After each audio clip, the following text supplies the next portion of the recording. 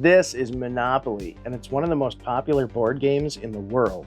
It was originally called the Landlord's game, and it was invented by a woman named Elizabeth Magie in 1904.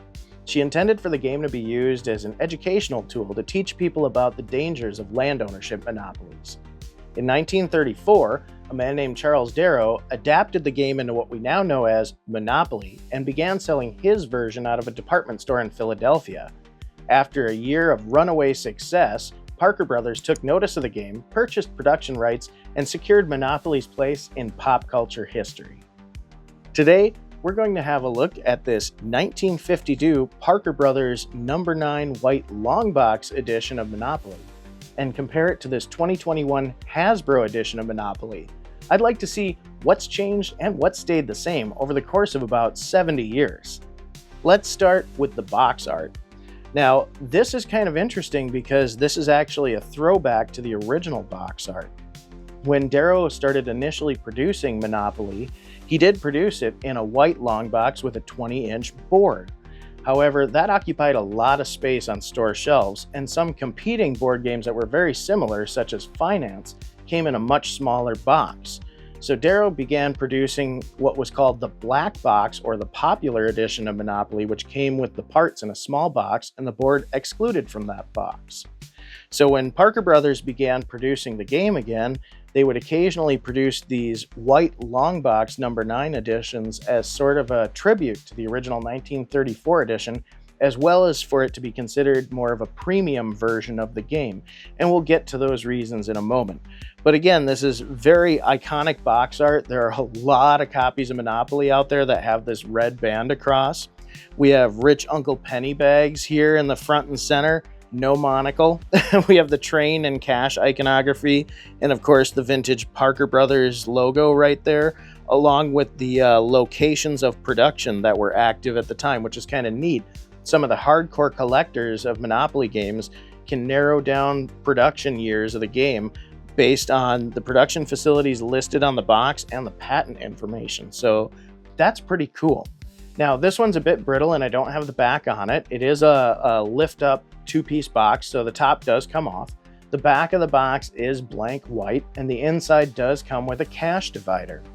Now, what's interesting about that is the original Darrow long boxes had the dividers along one side of the box, which caused the weight to be distributed off, so people would pick up the game and it would fall over. So Parker Brothers had the forethought to change that and put their dividers in the middle of the box. So there were some quality of life changes all the way back then, including carrying the box and making it more comfortable. I thought that was kind of neat. Now let's move on to the 2021 edition. Now I wanted to get the closest comparison to a modern Monopoly. We purchased this in January of 2025, but I'm noticing that the copyright on it is 2021. So for accuracy, we're calling this a 2021 edition. This has some beautiful box art. It's very colorful. You've got the game pieces front and center, which, I mean, when I think Monopoly, I think of the little metal game pieces first. And of course, we have Mr. Monopoly on this edition because in the 90s, they changed him from Rich Uncle Pennybags to Mr. Monopoly for reasons. Anyway, it's a beautiful box. The logo pops. I love the white print on the red background. Very, very eye-catching. So I do like the improvements to the box art. When we look at the other side, this is pretty traditional for a lot of board games. You see a photo of the board, its components. Not really a whole lot here as far as copy on the back telling you about the game. They're kind of taking for granted that most people are already familiar with the game Monopoly. Now, the modern edition also comes with this really nice cash sorter here. I like that your cash, the dollar bills, sit sort of up on end in the modern version, which makes it easier to leaf through the money and play as the banker, as opposed to the older sorters that have kind of just a little pocket that you have to get your thumb into and flick the cash out of. So very nice. And of course, it takes up less space. So very nicely designed box. When we're comparing the two boxes, I gotta say, of all games, Monopoly is one of those that's always been really good at keeping its parts together. I mean, very seldom do I run across a Monopoly game that's lost too many components to play. The nice thing is the original design of Monopoly required players to provide their own player pieces. So that's actually why when Parker Brothers began producing these, all these little player pieces seem so random. You have a thimble, you have a horseman, you have a race car. Well, when Charles Darrow was producing his original version of Monopoly, you didn't get any of those player pieces at all. And so it was popular for people to go to dime stores and pick up little miniatures and figurines to use as their player pieces. Now, when Parker Brothers took over production, they had good relationships with a company that could do that for them, and they began including the player pieces, and their random nature is a nod to those early years, which I think is fantastic, and also gives them some breathing room for changing up their marketing going into the future, because as we've seen, they've changed through the years, and we'll have a look at that further in a minute. So, great boxes for both of these. Let's move on to the game board itself, starting with the 1952 edition. So right away, I noticed that this is not unlike any other Monopoly game that I've ever seen. It stays very uniform. All of the properties are in the same place that I'm used to them being. We've got our chance and community chest cards here right out on the board, made of nice, thick cardstock, black and white print, just printed on the one side there. We've got our dice here. I like that they are traditional six-sided with pips, but they have this nice off-white bone color to them, kind of a yellowish color. Very, very nice. This edition, these white long box editions of Monopoly, were considered to be kind of a deluxe Monopoly set, and so they came with enough player pieces and cash to support a 10-player game. So you get 10 player pieces with one of these long box editions, that's crazy. The cash is actually unbranded but recognizably Monopoly. It doesn't say anything about Parker Brothers Monopoly, anything like that. Just its value, a little bit of greebling. Again, we have the iconography of the train and the house there. So very obviously Monopoly money. And one of my favorite details is Monopoly money always seems to be printed in the same color palette of office paperwork, which just tickles me. This is kind of neat when we get into the hotels and houses. So these are made of wood, and some very early versions of Monopoly would have the wood simply stained green or red. And at a certain point, they had made a really deluxe version. Parker Brothers had produced one called the number 10 edition that came with this extra detail paint on the hotels that has this little gold paint that says Grand Hotel. And that was very popular. So in later versions of the number 9 long box, which is of course a tribute to the older one, they started including painted houses and hotels. And in this instance, this one has that gold paint on it that says Grand Hotel. And I love that little detail. That's something that, I don't know, that just tickles me. Getting on to the properties, nice thick cardstock. Now this is shiny sealed cardstock, color print. One thing I like about the properties designs is the colored bars on top make it really easy to organize and keep track of your properties without having them spread out around the table. So, and these are about the dimensions that I always recall growing up with my older versions of Monopoly.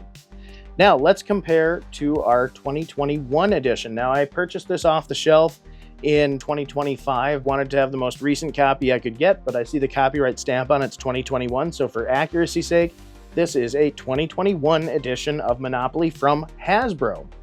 Now, the spaces on the board are largely unchanged. They're all in the same spot. They all have pretty much the same color coding. I would say, if anything, the only reason the background looks different is just changes in print over time and maybe some fading, but it's this sort of greenish hue on both of them, albeit a little bit more intense on the 2021 edition. I like how the branding is diagonal, takes up a bit more space.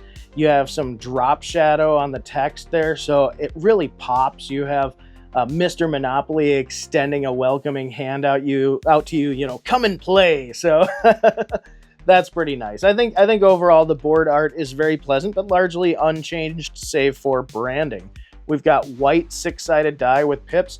They're only slightly smaller, kind of funny, but just slightly smaller than the 1952 edition, but not enough to make a huge change to the game.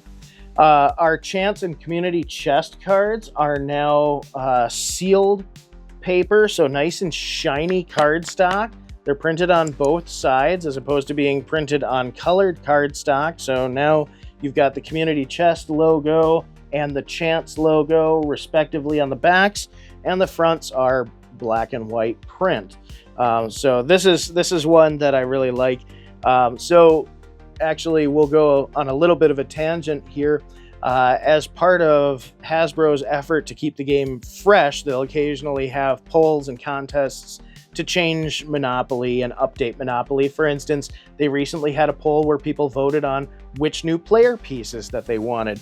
Not long ago, they had a contest to change up the Community Chest cards to give a more modern feel to being a member of a community. I'm not exactly sure what that means, but seeing it in action is great. I love this. You rescue a puppy and you feel rescued too. Get out of jail free. So, hey, if you know what, updating the get out of jail free results in me also getting a puppy. There are worse things. That's a lot of fun. So I thought that was kind of neat. Now, another difference with this modern edition is you have only 8 player pieces. However, the game states that it supports only 2 to 6 players. So I haven't gone through and counted the cash to see if you could support 6 players and actually play with that amount of cash. But this version came with significantly less cash than the 1952 edition. So I'm not 100% sure if you could play with all 8 player pieces if you wanted to, especially with the game recommending 6. So that was kind of surprising. But again, to be honest, this is not a game that I would advise playing with more than 6 people. In fact, 6 is pushing it. I'd say a comfortable game of Monopoly should be a 4-player affair in most instances. That being said, they did, shrink down the amount of players that you can have. So, or reduce, I guess, would be proper terminology. Anyway, so they did reduce the amount of players in the modern version, but I don't think that harms the game at all. When we go into the cash is now branded. We have the Monopoly name on top. We still have the train iconography and a little bit more updated. It looks like a hotel on there. Nice greebling again, looks very much like the original Monopoly money. One change I noticed is around the center here. It's more of like a round as opposed to an ovular open space. So a little stylistic change, has no effect on anything, but just something I noticed.